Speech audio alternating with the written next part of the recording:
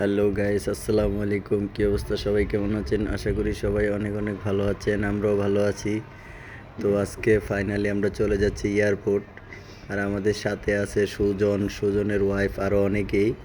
সবাইকে ক্যামেরায় নিচ্ছি না। সুজন চলে যাচ্ছে সৌদি আরব।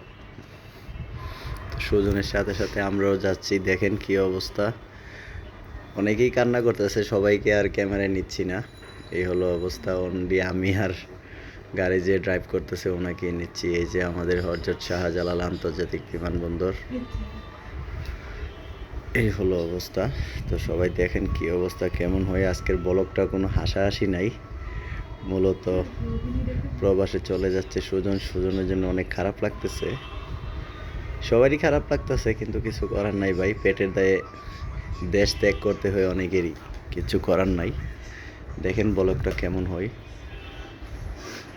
আমরা অলরেডি গাড়ি গিয়ে ঢুকে গিয়েছি, এখন নিচের দিকে নামবো। গাড়ি পার্কিং করে সুজনকে উপরে রাখছি। সবাই কান্না করতেছে মোটামুটি, আবার অনেকে একটু ক্যামেরা দেখে হাসতেছে। এই হলো অবস্থা। তো এই হলো অবস্থা, সবারই মন খারাপ মোটামুটি। আমরা এয়ারপোর্টের উপরে রেখে নিচের দিকে যাচ্ছি। গাড়ি পার্কিং ছিল না, পার্কিং বাইরে করতে হবে। সুজনকে ভিতরে রেখে আমরা আসছি। একটু পরে সুজনকে ক্যামেরায় নিচ্ছি। দেখেন সবাই, একটু অপেক্ষা করেন। আর কি করব, কিচ্ছু করার নাই ভাই।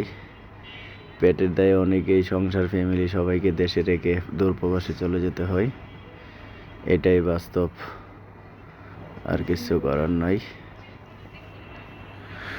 সবই আল্লাহ তাআলার ইচ্ছা। এই হলো অবস্থা, আর কি করব বলেন।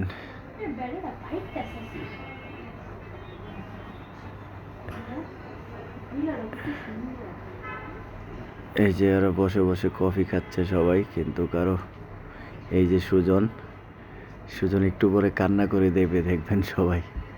টোটালি একদমই, মানে আসলে কান্না করাটাই স্বাভাবিক। কারণ দূরপ্রবাস জিনিসটা এমনই, জেলখানার চেয়েও ভয়ঙ্কর হয়। যারা একবার দূরপ্রবাসে গেছে তারাই ভালো জানে। আর সুজন তো নতুন যাচ্ছে, ওই কান্না করবে না কিন্তু, বাট হঠাৎ করে দেখলাম ওইও কান্না করে দিল। সবাই কান্না করতেছে, সুজনও কান্না করে দিয়েছে, দেখেন।